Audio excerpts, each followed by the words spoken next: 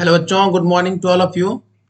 बच्चों, इस वीडियो में हम लोग लर्न करने जा रहे हैं electric field due to a system of point charges. Okay, so let us come to the point. So this is very very important concept बच्चों। Consider a system of n point charges. Consider a system of n point charges q1, q2, q3 and q4 and so on up to qn having position vector r1, r2, r3 and so on up to rn with respect to origin। बच्चों, एक system है जिसमें बहुत सारे charges हैं q1, q2, q3, q4 और सारे charges का जो पोजीशन वेक्टर है बच्चों विथ रिस्पेक्ट टू ओरिजिन, एक का जो है q1 का r1 पोजीशन वेक्टर है, q2 का जो है पोजीशन वेक्टर r2 है, q3 का पोजीशन वेक्टर जो है r3 है और q4 का पोजीशन वेक्टर बच्चों r4 है। और इस तरह से nth चार्ज अगर होगा तो उसका पोजीशन वेक्टर rn होगा। अच्छा बच्चों, हम लोगों को we want to determine the electric field at point P whose position vector is r, जिसका पोजीशन वेक्टर क्या दे रखा है बच्चों, vector r। So according to Coulomb's law the force on test charge q not due to the charge due to several charges और due to other charges we can calculate, yes or no, due to charge, or first we will calculate due to charge q1, then due to charge q2, then due to charge q3 and so on। बच्चों, इस बात को बहुत अच्छे से समझने के लिए चलिए हम लोग यहाँ पर एक और स्लाइड ले लेते हैं। Let us consider one more slide and try to understand. जैसे एक सिस्टम कंसीडर कर लेते हैं हम लोग। This is X axis, this is Y axis और यहाँ पर हम लोग जो है बच्चों जिस पॉइंट पर इलेक्ट्रिक फील्ड निकालना है उस पॉइंट को P कह रहे हैं और उसके पोजीशन वेक्टर को बच्चों हम लोग R से डिनोट कर रहे हैं। This is position vector of point P where we want to calculate the electric field. मानते हैं यहाँ पर Q1 चार्ज है और यहाँ पर जो है हमारे पास Q2 चार्ज है। पहले दो चार्ज के लिए एनालिसिस करते हैं, ठीक है। जैसे फोर्स के केस में क्या था वैसे यहाँ पर भी। सो इसका पोजीशन वेक्टर हो जाएगा बच्चों R1 और दूसरे का पोजीशन वेक्टर हो जाएगा R2, ठीक है। और इस पॉइंट P पर जो टेस्ट चार्ज रखा है वो Q नॉट है। अब यहां से आगे बढ़ते हैं बच्चों, इसको ज्वाइन कर देते हैं। Let us join dotted line to this point P and let us join one dotted line to this point P। So Q1 के वजह से बच्चों P पॉइंट पर जो इलेक्ट्रिक फील्ड होगा, अगर टेस्ट चार्ज पॉजिटिव है, Q1 भी पॉजिटिव है, Q2 भी पॉजिटिव है, तो फोर्स ऑफ रिपल्सन होगा। तो फोर्स इस पर इधर लगेगा तो इलेक्ट्रिक फील्ड भी बच्चों इधर ही होगा। So this is E1. This is electric field due to charge Q1 at point P, that is E1। बच्चों, इसी तरह से Q2 चार्ज की वजह से P पॉइंट पर जब आप इलेक्ट्रिक फील्ड लिखेंगे so that will be E2, that will be E2। And यह किधर एक्ट करेगा बच्चों, जिधर फोर्स एक्ट करेगा उसी डायरेक्शन में एक्ट करेगा। सो this is the direction of E2। इसको भी यहाँ पर लिखिए बच्चों। सो this is the direction of E2 and this is the electric field due to charge Q2 at point P। so यहाँ पर पॉइंट P पर बच्चों E1 और E2 दोनों एक्ट कर रहा है। तो जो total electric field at point P होगा due to this Q1 and Q2 that will be vector sum E1 plus E2। अगर तीसरा चार्ज होता बच्चों तो E1 plus E2 plus E3 तीसरे चार्ज की वजह से भी इलेक्ट्रिक फील्ड होता, यस और नो। सो इस पॉइंट्स को फॉलो करेंगे बच्चों यहाँ पर, and this is how we are going to proceed। so now we are going to write according to the Coulomb's law।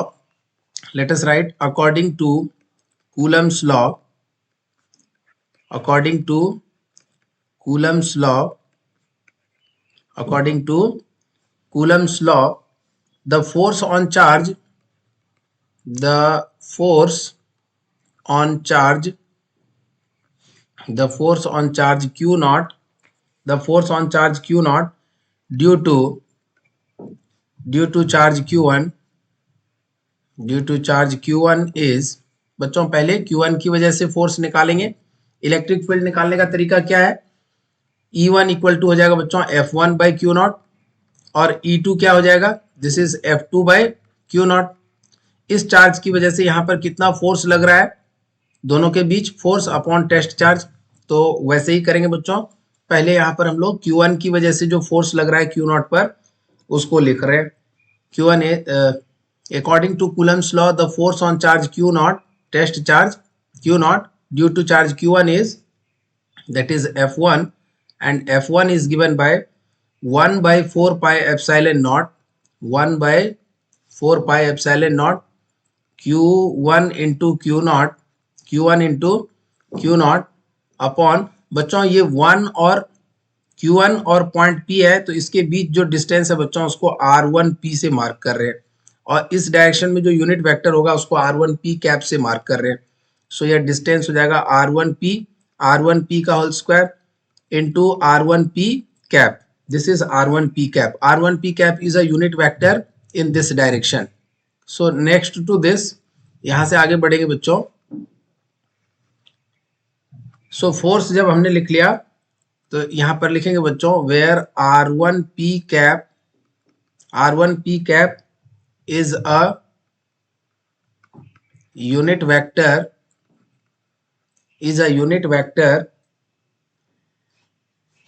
R1P cap is a unit vector from unit vector in the direction from Q1 to P. Q1 charge से P point की तरफ जो है बच्चों direction जो भी होगा उसको R1P कैप से डिनोट कर रहे हैं। ठीक है, so let us take one more page. यहां पर आगे लिखते हैं बच्चों, let us write down electric field, hence electric field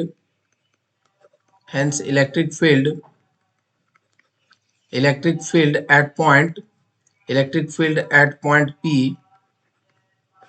point P due to Q1 is, that is E1, and that is E1 equal to F1 upon Q naught।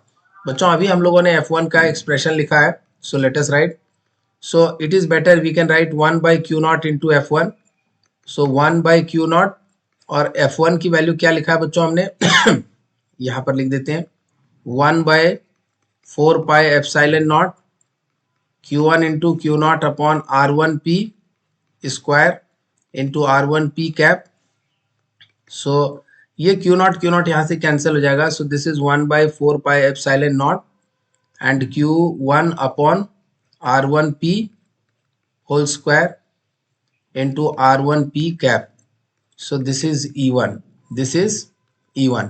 ठीक है बच्चों, so electric field जो होगा E1 हम लोगों को यहाँ पर इस तरह से लिख लेना है। सो E1 will be 1 by 4 pi epsilon naught Q1 upon R1P whole square।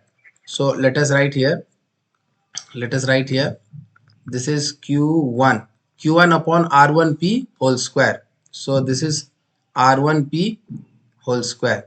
So this is how we are going to write for E1 इस तरह से लिखेंगे बच्चों, electric field due to charge Q1 at point P। Now we can write according to again Coulomb's law, force acting on charge Q naught due to charge Q2। So let us write similarly we can write similarly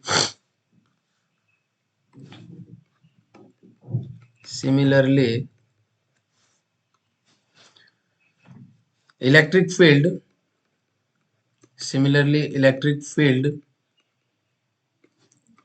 at point P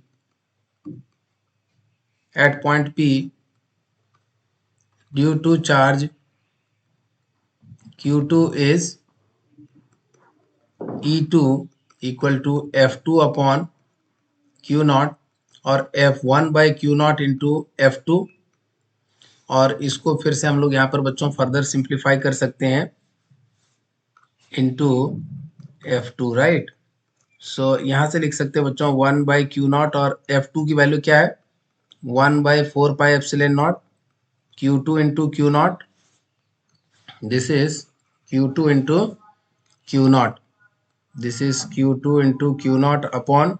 अच्छा बच्चों, second charge और P point के बीच जो distance है उसको हम लोग R2P से डिनोट कर रहे हैं, और यह जो डायरेक्शन है बच्चों, इस डायरेक्शन में जो यूनिट वेक्टर है उसको R2P कैप से डिनोट कर रहे हैं। So this we can write distance R2P का whole square into unit vector R2P cap. So this is how we are writing for E2. So बच्चों यहाँ से Q naught cancel हो जाएगा.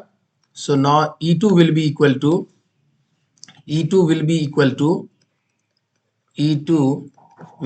1 by 4 pi epsilon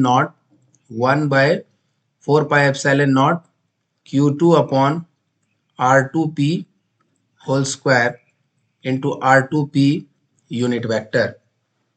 बच्चों यहाँ पर मैग्नीट्यूड ऑफ E2 अगर हम लोग लिखें, केवल मैग्नीट्यूड ऑफ E2 लिखना चाहें तो मैग्नीट्यूड ऑफ E2 जो होगा that will be magnitude of E2, उसको हम लोग लिखेंगे इस तरह से. Magnitude of E2 is 1 by 4 pi epsilon naught Q2 upon R2P square. So बच्चों इलेक्ट्रिक फील्ड वेक्टर क्वांटिटी है, तो इस तरह से हम लोगों को लिखना पड़ता है, डायरेक्शन और मैग्नीट्यूड दोनों लिखना पड़ता है ना. So now according to principle of superposition, अगर हम लोग बात करें बच्चों इस पॉइंट पर, तो दो चार्ज हमने Q1 Q2 कंसीडर किया था, दोनों के वजह से जो इलेक्ट्रिक फील्ड है वह E1 और E2 इस तरह से है. अगर हम टोटल इलेक्ट्रिक फील्ड इस पॉइंट P पर कैलकुलेट करें तो जितने भी इलेक्ट्रिक फील्ड्स हैं बच्चों सबका सम लेना पड़ेगा. ठीक है. So now we will come to the point of principle of superposition. So you see here, according to principle of superposition of electric fields, the electric field at any point due to a group of charges is equal to the vector sum of the electric fields produced by each charge individually at that point when all other charges are assumed to be absent. कहने का मतलब यह है बच्चों कि जब हम किसी पॉइंट पर इलेक्ट्रिक फील्ड लिख रहे होते हैं due to n number of charges, तो जो इलेक्ट्रिक फील्ड होता है बच्चों, that electric field is the vector sum.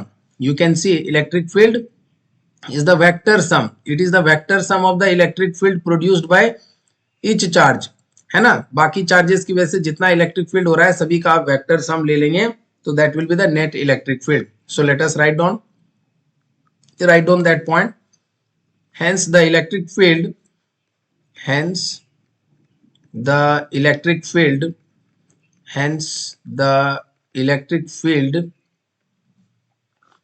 at point P due to a system of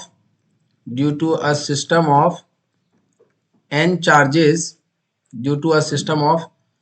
charges is E equal to E1 plus E2 plus so on plus En.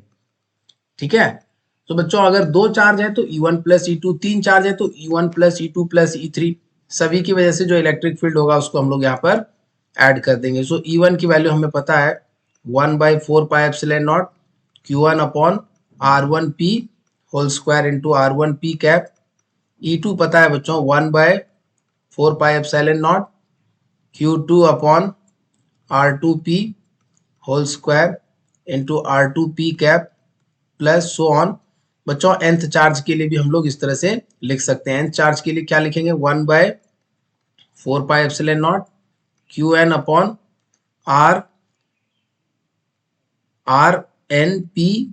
RNP whole square, and this is RNP cap. So this is the total electric field at point P. So this is what the superposition principle बच्चों. I hope this is clear to all of you. So net electric field जो होगा बच्चों P point पर, that will be electric field due to charge Q1 plus electric field due to charge Q2 plus electric field due to charge Q3 plus electric field due to charge Q4 and so on plus electric field due to charge due to nth charge. अगर दो charge होगा बच्चों तो केवल E1 plus E2 होगा. अगर तीन charge होगा तो E1 plus E2 plus E3 होगा. सपोज चार चार्जेस अगर सिस्टम में है तो that will B E1 plus E2 plus E3 plus E4 होगा. सो जो P पॉइंट होगा बच्चों, उस पॉइंट पर जो इलेक्ट्रिक फील्ड की वैल्यू होगी वह वेक्टर सम होगा बाकी सारे इलेक्ट्रिक फील्ड्स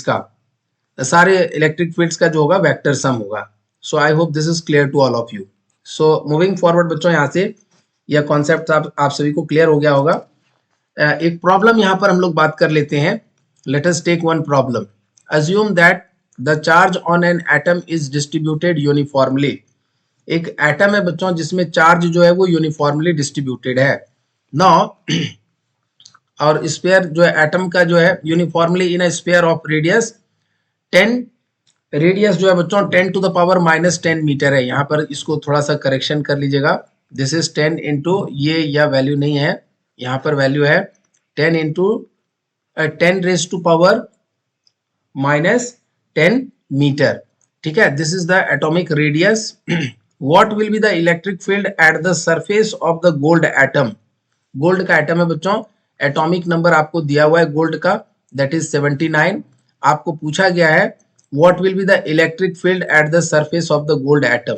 चलिए इस प्रॉब्लम को अटेम्प्ट करते हैं and we can solve this problem. So let us come to the point solution. बच्चों गोल्ड एटम दिया हुआ है जिसका एटॉमिक नंबर हमें गिवन है, Z is atomic number that is 79।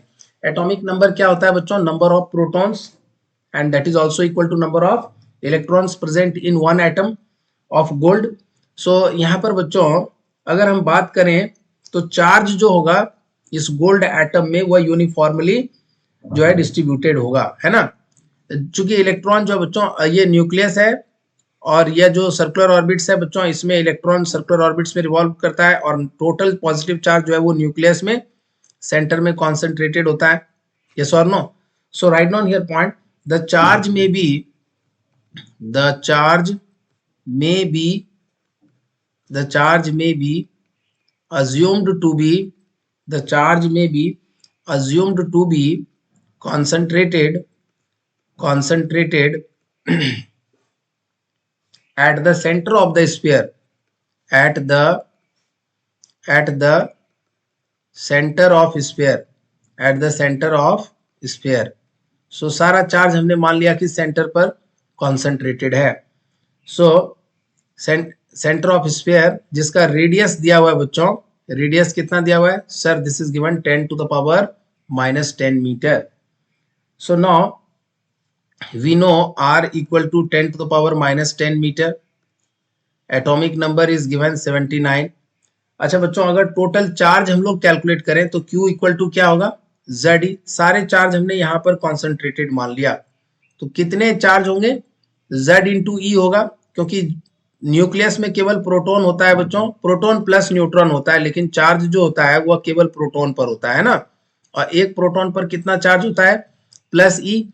कितने प्रोटॉन है बच्चों, तो एटॉमिक नंबर के बराबर प्रोटॉन है।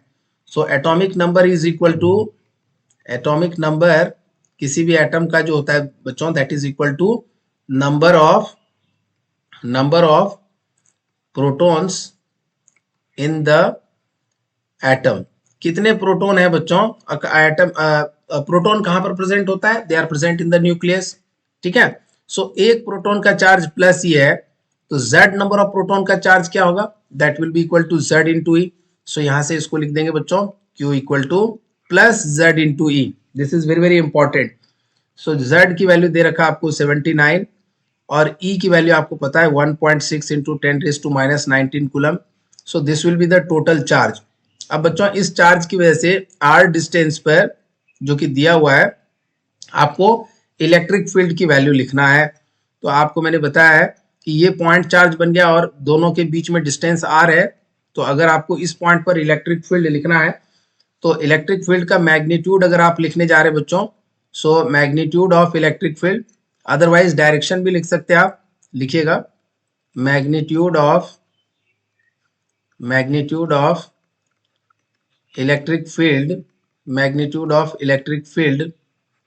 at point P, or you can say on the surface of the sphere will be equal to E equal to 1/4 pi epsilon naught Q upon R square। So बच्चों 1/4 pi epsilon naught की value होती है 9 into 10 to the power 9। So keep the value 9 into 10 to the power 9। Now next to this, charge की value आपने already calculate कर लिया। What is the value of charge, 79 into 1.6 into 10⁻⁻⁹ coulomb, और r बच्चों आपको problem में दे रखा है, it is given 10 to the power -10 metre. So 10 to the power -10 इसका स्क्वायर, तो 10 टू द पावर -20 हो जाएगा। सो इसको अगर सॉल्व करेंगे, सो 9 इंटू 79 इंटू 1.6 और यहाँ से बच्चों प्लस और ये माइनस, तो ये -10 और यहाँ से देख सकते हैं आप 10 to the power minus x to the power m whole to the power n को लिखते हैं ना बच्चों, x to the power m into n। So ये हो जाएगा -20 और ऊपर जाएगा बच्चों तो ये हो जाएगा +20 और ये -10 वहां से कैंसिल हो जाएगा। सिंप्लीफाई कर देंगे तो इलेक्ट्रिक फील्ड की वैल्यू आ जाएगी बच्चों 1.138 into 10 to the power 13 newton. 1.138 into 10 to the power 13 newton per coulomb. जैसा कि हमें पता है बच्चों इलेक्ट्रिक फील्ड का यूनिट जो होता है वह न्यूटन पर कूलम होता है and that is also equivalent to volt per metre. That I will explain you at later point of time. अभी यहाँ पर केवल इतना चलिए बच्चों लेकर के, this is newton per coulomb. So this is the unit of electric field, this is the magnitude of electric field. So question में क्या पूछा गया था बच्चों, क्वेश्चन में पूछा गया था what will be the electric field at the surface of gold atom. तो at the surface of gold atom, अगर ये गोल्ड एटम है बच्चों, this is the nucleus, so यह सरफेस है बच्चों, this is the surface. So surface पर, surface के हर एक पॉइंट पर बच्चों जो इलेक्ट्रिक फील्ड की वैल्यू होगी उसका जो मैग्नीट्यूड होगा बच्चों that will be 1.138 into 10 to the power 13 newton per coulomb. और बच्चों सभी पॉइंट्स इक्वल डिस्टेंस पर है तो इसलिए सभी पॉइंट पर मैग्नीट्यूड इलेक्ट्रिक फील्ड का सेम होगा, लेकिन डायरेक्शन जो होगा बच्चों वो रेडियली आउटवर्ड होगा। यहाँ पर इस तरफ होगा, यहाँ पर इस तरफ होगा, यहाँ पर इस तरफ होगा। सो इलेक्ट्रिक फील्ड का डायरेक्शन बच्चों सभी पॉइंट्स पर अलग अलग होगा बट मैग्नीट्यूड सभी पॉइंट्स पर क्या होगा, सेम होगा। तो यहाँ पर ये भी पॉइंट नोट कर लीजिएगा आप, direction of magnetic field, sorry direction of electric field, not magnetic field, direction of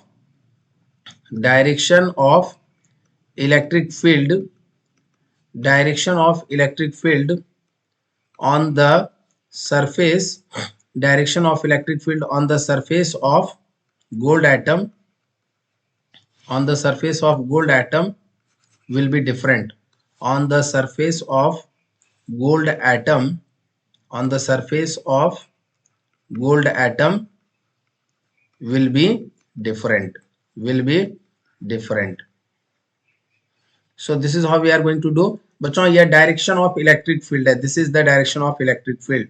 ये सारे इलेक्ट्रिक फील्ड ही हैं। मैग्नीट्यूड बच्चों सरफेस पर सेम होगा बट इलेक्ट्रिक फील्ड का डायरेक्शन जो होगा वो क्या होगा, डिफरेंट होगा। At each and every point the direction of electric field will be different. So बच्चों इस वीडियो में ये जो कॉन्सेप्ट कर रहे हैं हम लोग, this is very very important बच्चों।